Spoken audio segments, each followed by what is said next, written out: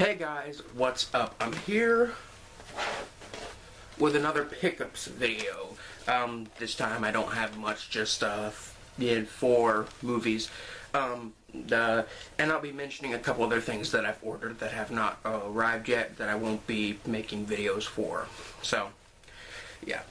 Starting off, I'm going to start off with like the things I'm most excited to pick up with the things I'm least excited to pick up, which I'm pretty excited that I finally picked up all of these movies, because I've wanted most of them in my collection for a while. So yeah, I guess I'll start off with the Blu-rays. Starting off, we have the Scream Factory double feature of Ghost House and Witchery. Now, I covered Ghost House on my channel a little over a year ago, and I remember liking the movie quite a bit. I actually just finished watching it for the second time, and I still like it. If you don't know anything about Ghost House is directed by Umberto Lenzi, who gave us the ripoff of Cannibal Holocaust, Cannibal Ferox. This is one of the only Umberto Lenzi films that I've seen that I actually really liked. And this is considered to be one of his, like, worst movies. But I still really like this one. And Witchery is the sequel to it, and it's a funny story about these two. Basically, when Evil Dead hit Italy, the movies were released under the name La Casa, as in literally meaning the house, and it was the House 1 and the House 2, and both of them were very successful, Evil Dead 1 and 2. Then Umberto Lenzi, with the director of Anthropophagus as the producer for the film, decided to make Ghost House to capitalize off the success of Evil Dead. And then another director came along and decided to make Witchery as a sequel to Ghost House, because Ghost House had a tad bit of success. And needless to say, this went on until Beyond Darkness, which is the, 5th movie in the Italian La Casa series. I'm talking about the series including the first 2 Evil Dead movies. And then it went on to be, House 2, the second story, was like part 6, and part 7 was the horror show, which was advertised in other countries as House 3, as in the sequel to House 2, the second story. So yeah, and Scream Factory also put out Beyond Darkness on a double pack with another film that is completely unrelated. But they released that, and a year ago, like a year before that, they released the horror show on Blu-ray, which I'm still gonna have to pick up sometime. But Ghost House is pretty awesome, but I have to say something about this release. Now, I'm gonna go back to an earlier release from Scream Factory. Another double pack. This one is TerrorVision and the Video Dead. TerrorVision and the Video Dead, both absolute classics in my eyes, and they're connected in the fact that they both have to do with televisions, and that's really it. Now, both of these are absolutely loaded with special features. Absolutely loaded to the brim with special features. You know how many special features this release has?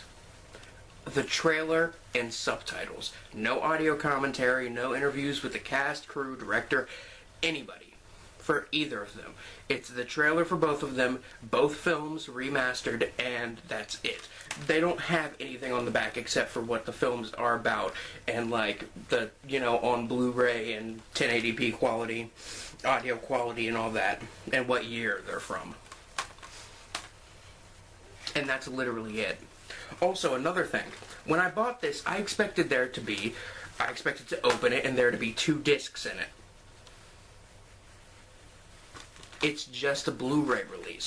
Now, people often think that Blu-ray DVD combo pack releases are a bit, useless, and I can definitely see why some people think that, but it's like if you want to go over to your friend's house and they want to watch this movie you have, and they don't have a Blu-ray, but luckily you have a Blu-ray DVD combo. I mean, Terrorvision and the Video Dead were a Blu-ray DVD combo. Why not? Why not this? Okay, I'm done with ranting about that. But yeah, I picked up that. Next, I picked up. Let me grab the other one. Because I want to show both of these off at the same time. Now, this I showed off in an earlier pickups video. It is Massacre Mafia style. And after watching it myself, it's definitely a really awesome exploitation flick. And this is a film from the same director, which was released in 2010. The director died in 1981, and this movie has some interesting history. Gone with the Pope is a movie that was like one of those like lost films of legend that there was no official, evidence that the film existed until 1995 when the unfinished film was found in the director's garage by the owners of Grindhouse Releasing, who put out both of his films. They took 15 years to edit the films together and remaster it to perfect quality and released it in 2010. Officially released it like at a Hollywood premiere. That is amazing. And considering I liked this one so much and I got this one for free thanks to Movie Pilot, I figured I'd pick up his other film and check it out. And now we get on to a pretty basic movie, nothing really, interesting or obscure or weird about this one. It's Hellbound Hellraiser 2. I finally picked this one up because I own almost every single Hellraiser movie except for the most recent one and this one. Now I can put this one with my Hellraiser movies, and I'm very happy to do that. So, that's really it. Now I'm going to talk about some other stuff. One of the other things I got, which neither of these are Blu-rays or DVDs, so if you're not interested in seeing anything else, you might want to just stop now, but another thing I got is off this website called Horror Decor, and they make like pot holders that are like horror movie posters. They have a pillow that is like a regular pillow. Well, it's not a regular pillow. It's kind of small, but it looks like a VHS tape, and it has labels, and you can buy different labels to put on it for different horror films. Like, they have everything from Nightmare on Elm Street to Cannibal Holocaust to My Bloody Valentine, So they got some pretty cool stuff on there, and I decided to go onto their website and look at their candles. And I looked through their candles, and they have a Soylent Green scented candle, ice cream candle that's called The Stuff, as in the 80s B-movie about a killer dessert, The Stuff, and they have one called Stay Puft, that is obviously Stay Puft Marshmallow, and it smells like marshmallows. The one I decided to get was the Tenafly Viper candle. Now, if you have not seen Street Trash, well, then you don't get the reference. In Street Trash, it's basically a movie where bums melt from drinking out-of-date booze. And the out-of-date booze is called Tenafly Viper. And this is a Tenafly Viper candle, like with an actual, like, Tenafly Viper label. The candle is green, and apparently it's alcohol. It's like scented like booze, apparently. So, I'm interested in seeing that one. The final thing I picked up, which I'm a tad bit ashamed to admit that I ordered a copy of this magazine off of the internet, but it is Girls and Corpses magazine. If you don't know what that is, it's basically a combination of like Fangoria with elements of like comic books and pin-up magazines and stuff like that. It's basically a horror, like comedy, comic book, pop culture kind of dark humor magazine that has pin-ups in it that also has pin-ups in it of like chicks, of like scantily clad women with fake rotting corpses, just like, posing with them or something like that. And it's become known as one of the weirdest magazines ever, and I have always been interested in reading a copy of it.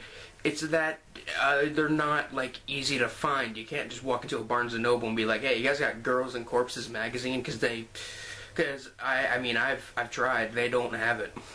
So I decided to order a copy off of the internet, and I hope it's interesting at least. But that's it for now. Anyway, guys, I'm signing off. Peace.